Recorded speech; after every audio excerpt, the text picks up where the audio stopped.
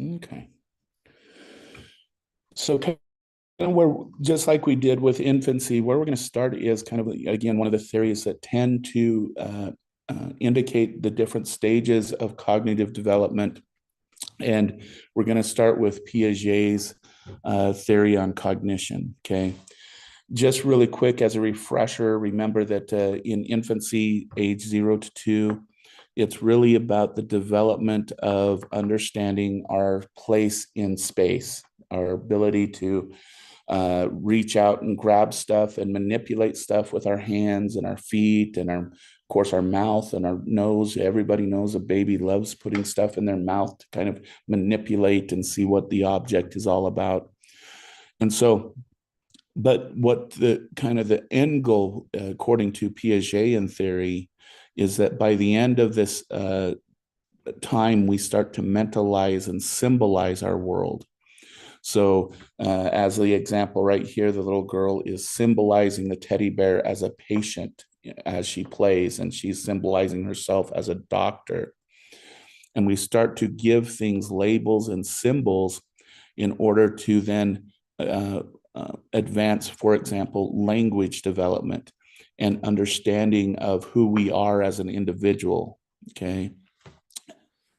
And and then this is kind of what we're looking at. So during this phase that we're talking about, children are symbolizing and they're categorizing their world, which then will lead to another phase when we get to late childhood, okay, which is a concrete operational phase. But I don't want to confuse things too much, so I'm going to kind of stop here at the pre-operational stage and spend some time with it, okay? So as mentioned,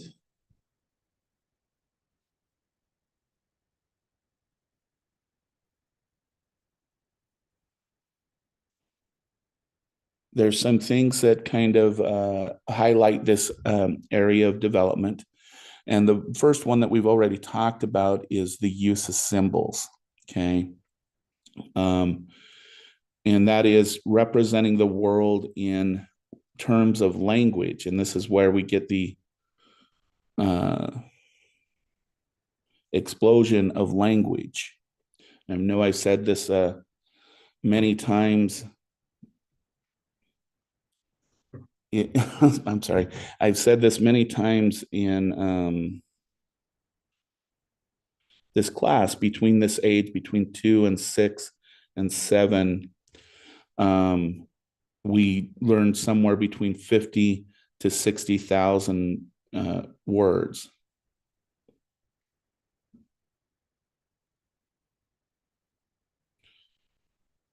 Okay.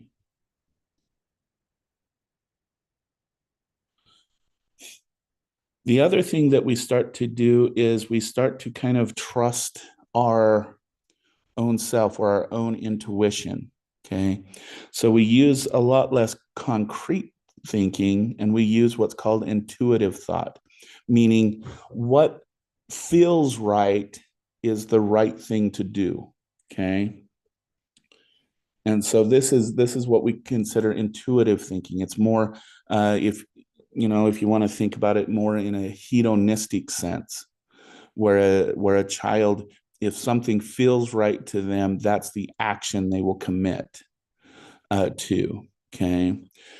And so, and then transductive reasoning in early childhood is a concept introduced by Jean Piaget, and it refers to a type of pre-logic thinking, typically of this age group that we're talking about. This is when children begin to engage in symbolic thinking and use of language to represent objects and ideas, but their reasoning is is not yet logical and systematic. Okay. Um, so, for example, some of the things that highlight this period of time is something called egocentrism. Okay. Everybody has probably heard about someone being egocentric. It means, in more adult terms, it means being self centered or self focused. Okay. Um, and then this egocentrism is the idea that this child is learning all of this stuff, and it feels like the world is completely focused on them. Remember, they're just coming out of being completely dependent upon adults. Are starting to learn how to engage the world and feed themselves. They're about to go through potty training. And it brings about this sense that the world is about me. So children often interpret events based on their own experience and perspective, assuming that others see the world the same way they do. Okay. There's two periods in life that we find people have extreme egocentrism. One is in this early childhood stage, and the next one is going to be in adolescence. And we'll see why that is as a person is starting to get a sense of their identity and their uniqueness in the world. Okay. We also see in this phase dealing kind of with this transductive reasoning, magical thinking. Children may believe that their thoughts and actions can directly influence the world around them, leading to conclusions that seem magical or superstitious. Okay. And so these are different areas that children tend to develop using this more transductive, intuitive type thinking that is more about how it makes me feel and what is quote unquote logical to me, not based necessarily on the facts of the matter. Okay.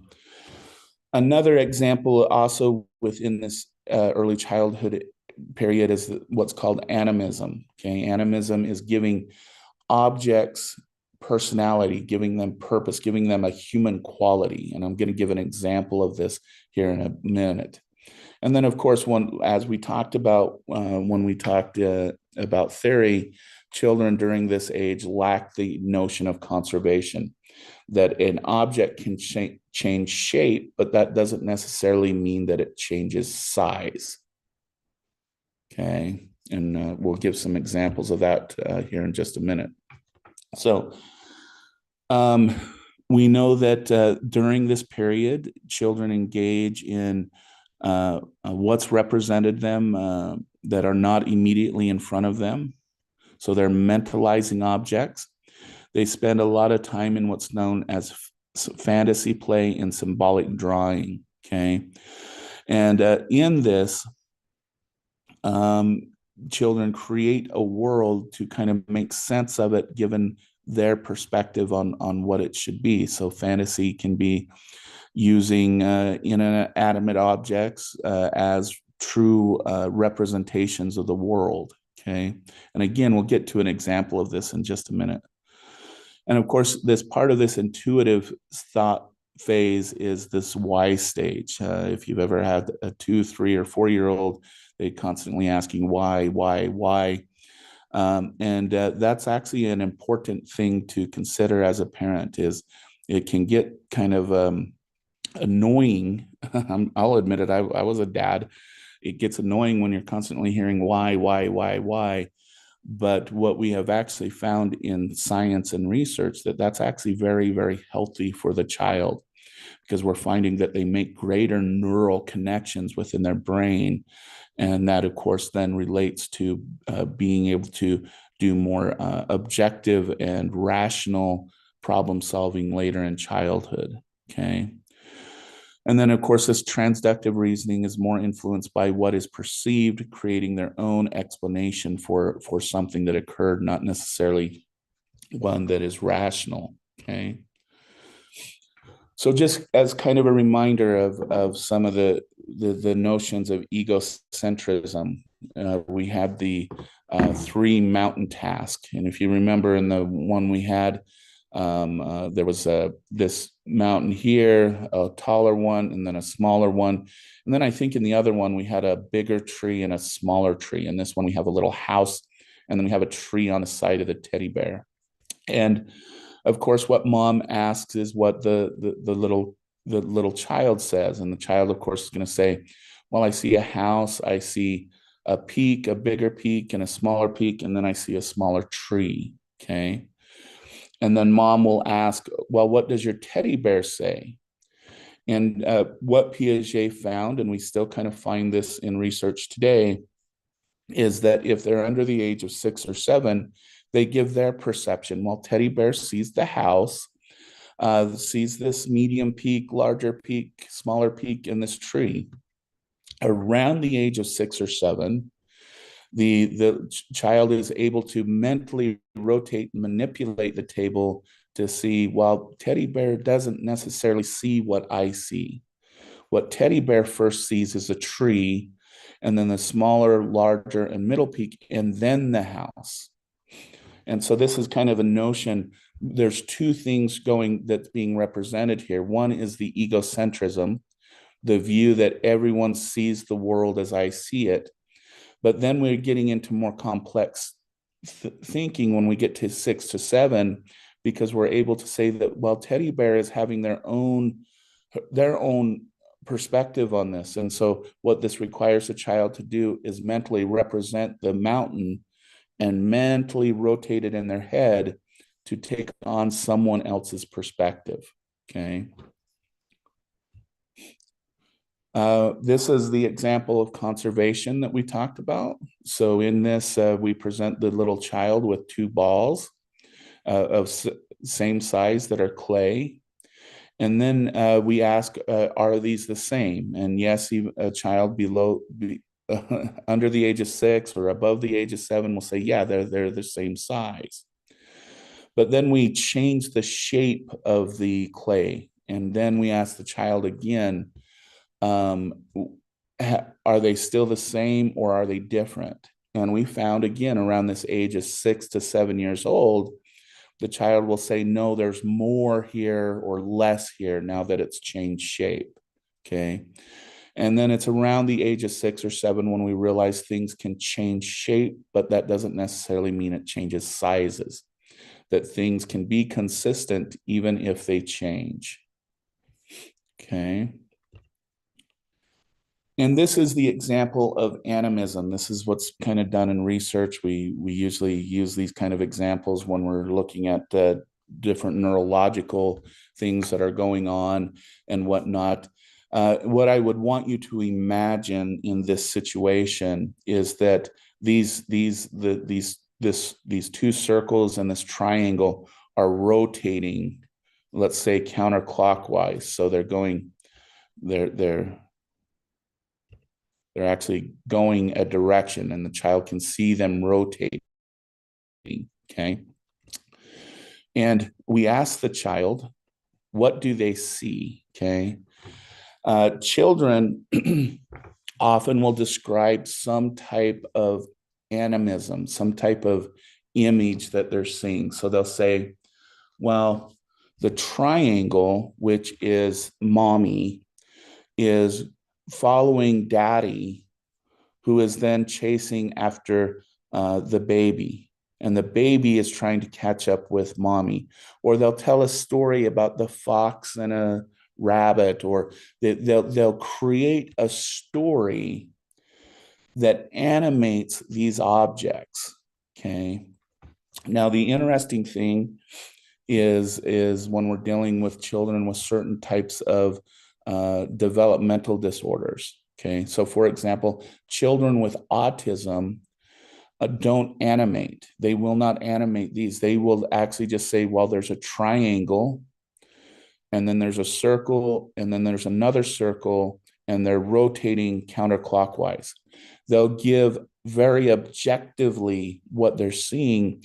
They won't necessarily give the circles and the triangle character and imagination or those kinds of things. They will give the literal interpretation of what they're seeing. All right.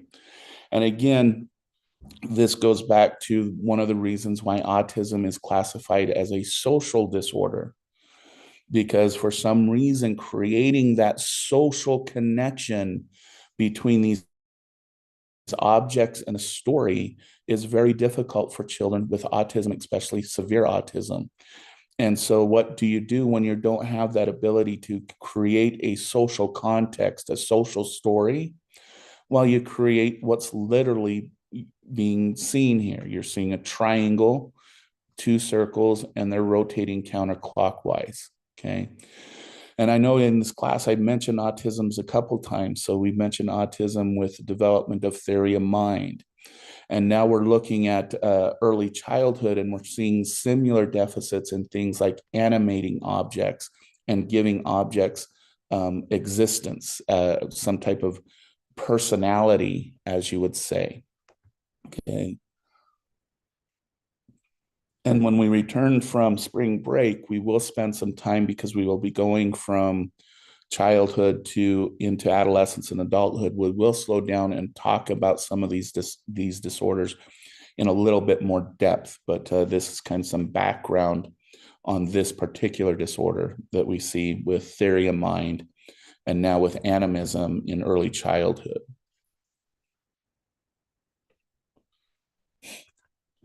All right. Now, one very useful theory of early childhood, especially when we're starting to get into the child care years, the preschool years, the kindergarten years, and we'll go through first grade and second grade in early childhood, is if you remember Vygotsky's theory, okay? So in Vygotsky's theory, the ideas our world starts in a social world. We focus on the interactions between children and those around us, okay? And the distance, if you remember this zone of proximal development, the distance between the child's independent abilities and why they can do and what they can do with help really determines the amount of development they need to do, okay? So when we look at Vygotsky's this idea, especially within the educational setting, we're looking at how much a child can do within a given developmental period without assistance of an adult. And as we'll see, between about the age of 2 and 8, we develop pretty much the abilities for self-survival. Now, I want to be very clear about this. This is biological survival skills. It's not necessarily the ability to exist in our complex social human world. So I don't want you to think that you can kick your 8-year-old out and make him get an apartment and a job and everything.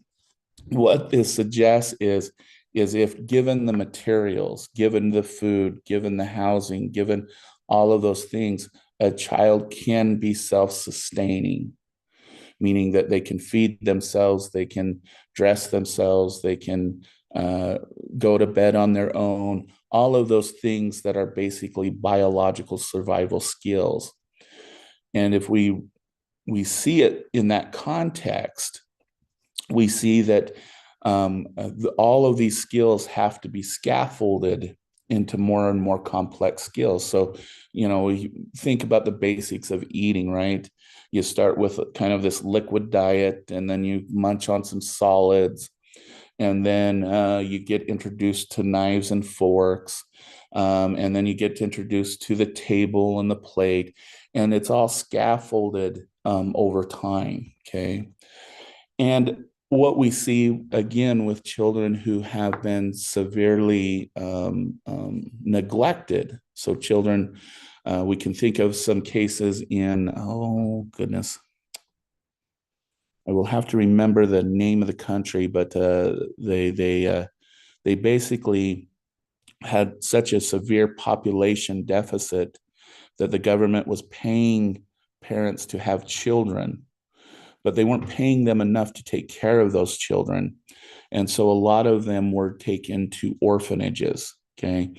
And in these orphanages, there was probably the ratio that it was a nurse to about every 100 to 150 infants and children. So you can imagine how much neglect these children went through, okay?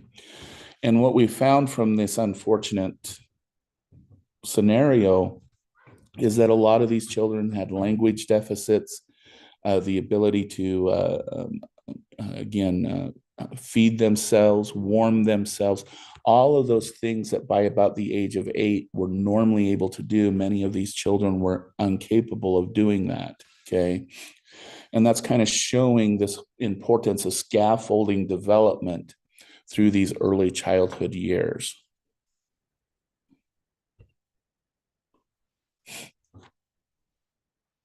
The other aspect of early childhood is what type of play children engage in.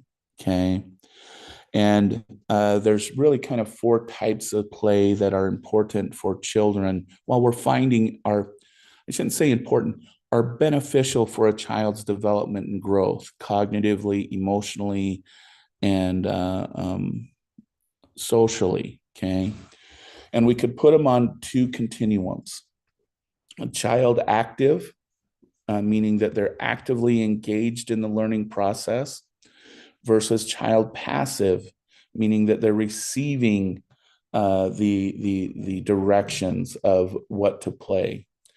And then on this other line, we could put both either teacher or parent or caregiver. We could put teacher as passive, meaning that they're not engaged in the child's play, and teacher active, meaning that the teacher is actively engaging in the activity and the development. Okay.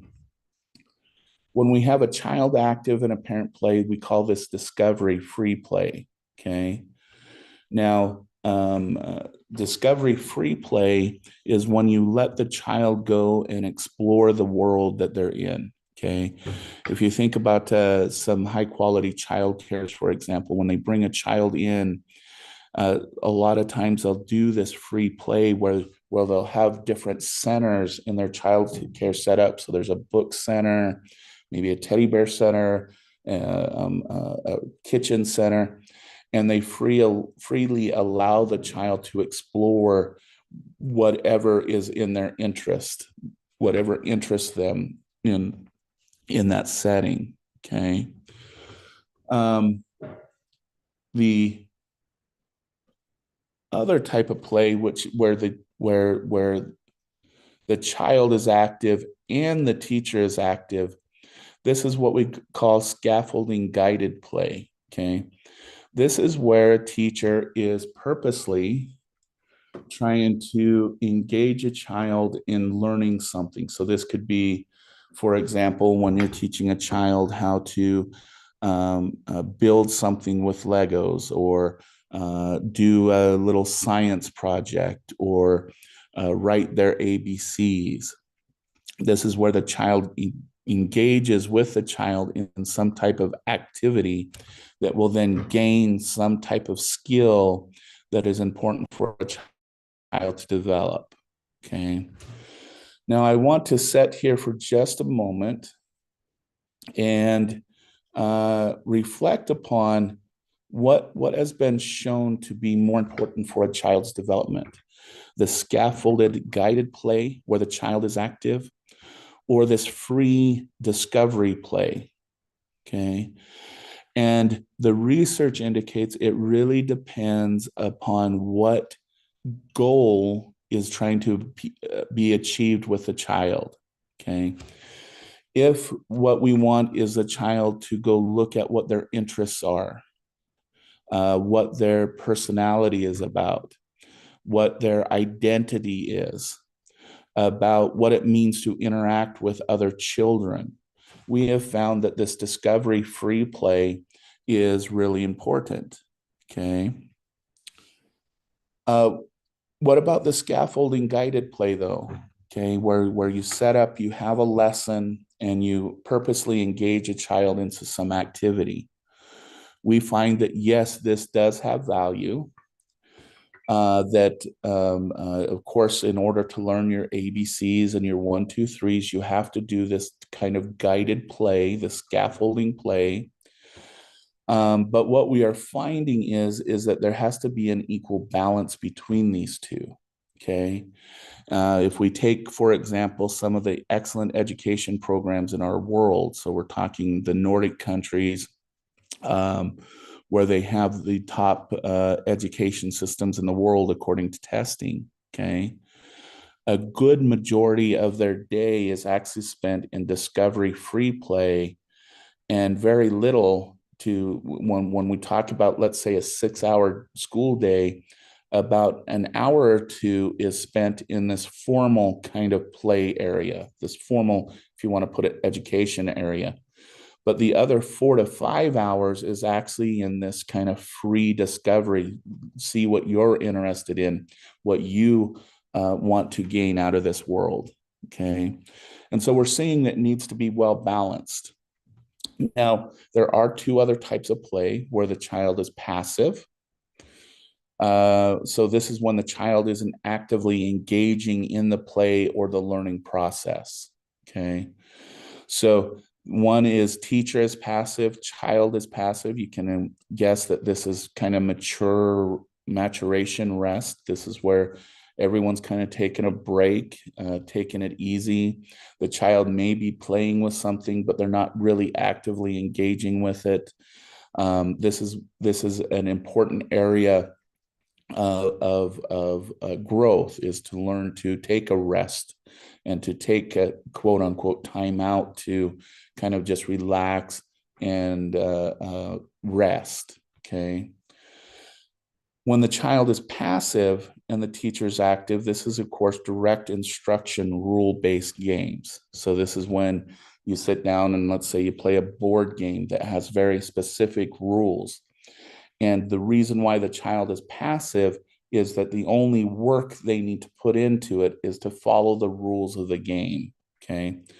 Now, again, if we were to list importance, these two would be the most important.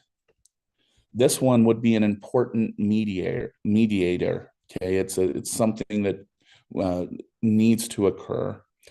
And this one would be, I don't know if I like the word least important, but it's important to understand that there's structures in the world where that's rule-based in a sense. So, for example, if we want to think about it in an adult mind, that there's laws and rules as adults we have to follow, right? The speed limit, paying our taxes, all of those types of things that we don't have free choice over. So in this context, what this helps a child to learn is that not everything is a free choice or is going to be taught to me in an active way. So there are things in the world which I have to do based upon rules. Okay. And so I don't like using the word least important, but these two are definitely the ones that really develop the child's mind, their ability to understand their identity and their personality and what they like and what they don't like. And this one teaches a child that in certain situations that there are rules that we have to follow to be successful in our social competent world.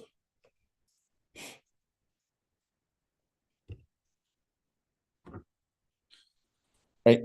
I'm just going to ask really quick before we move on, is does anybody have any questions, comments? Is everybody okay with the content so far? I kind of want to get the room of the temperature. You can put it in the chat. You can unmute yourself. You can raise your hand. But how is everyone doing with this so far?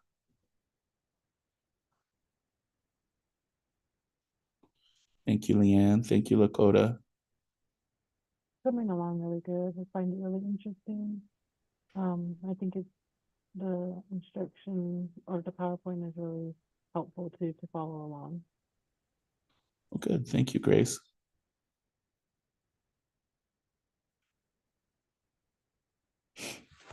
Okay. All right, now with the last thing with cognition, I want to talk a little bit more about language and language development, because this is definitely the time period where we see some influences of our social world influencing our development of language. Okay. And so when we look at cumulative vocabulary words, so this is the number of vocabulary words a child will learn. And we're looking at the age of about 10 months to about 36 months. Okay. You'll notice that children will actually start developing language right around 14 months. Okay. Now, are they perfect at it? Not necessarily, but they're starting to gain a really good understanding of words and what they mean. And they're starting to use them in trying to express themselves. Okay. But you'll notice that it's right around 24 months where we really have started to get a grasp and we're starting to develop sentences and we're starting to develop the ability to communicate through language. Okay. Now, what we see though is if you see this period, so we can see an advantage of being in a higher social economic status family at around the age of about 16 months. We see that accelerates. The interesting thing is when we look at children, for example, in middle lower social economic status, or what we would call working class, or children receiving uh, federal assistance, meaning this would be, for example, children who are on food stamps, assistive living, children who are eligible for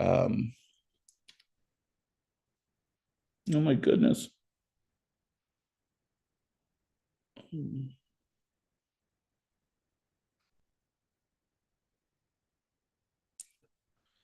Eligible for services to help with their language development.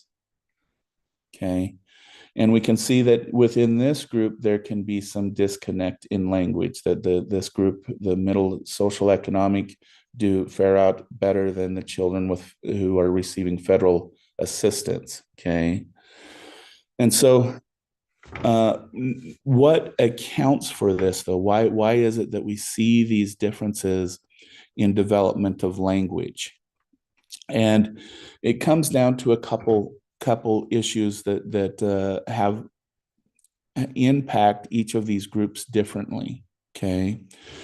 One, if you're in a higher, more professional field, you tend to be able to spend a lot more time with children and their language development. Okay. However, what we see when we get down to the working class and the assistive family, more focus is being put on the family survival. So we often find mom and dads who are working 2, 3 jobs. We often find high stress environments, worries about income, and all of the survival things that come along with this. That there isn't really that focus on developing language fully. Okay, so it's kind of a freedom of ability to use language. Just finishing up. All right. Actually, you know what, gang? Let's go ahead and stop here because this conversation will get a little bit more complicated and I'm going to need a little bit more time for it. So I'm going to stop by introducing the differences in language based on social economics. I just want to